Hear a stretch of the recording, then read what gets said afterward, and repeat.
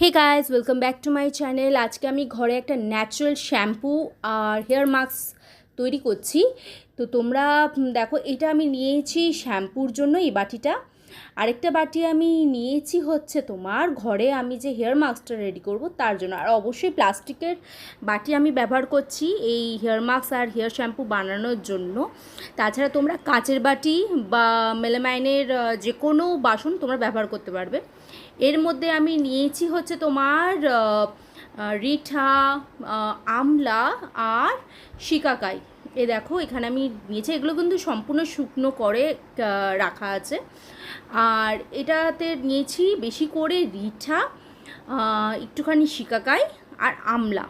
ঠিক আছে, এগুলো তুমি আর সমস্ত কিছু আমি বাই করেছি মিশো অ্যাপের থেকে।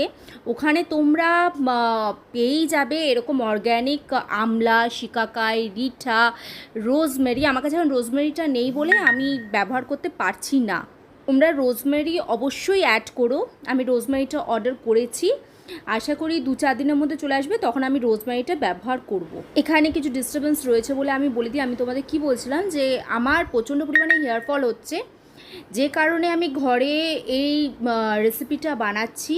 আর এটা সত্যিকারেরই ভীষণই উপকারী রেসিপি। তোমরা অবশ্যই ব্যবহার করো, আমাকে ফিডব্যাক দিও তোমরা যে তোমরা ব্যবহার করে কীরকম উপকারিতা পেয়েছো। এই যে জবা পাতা যেটা বানিয়েছিলাম, তো ফুটিয়ে তো অনেকটাই আমি শুকনো করে দিয়েছি।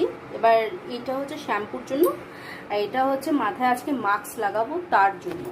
আর চাইলে কিন্তু এই পাতাগুলো কিন্তু না ফেলে আমরা তো এটাকে ব্লেন্ডই করব, তো এগুলো কিন্তু এর মধ্যেও দেওয়া যেতে পারে।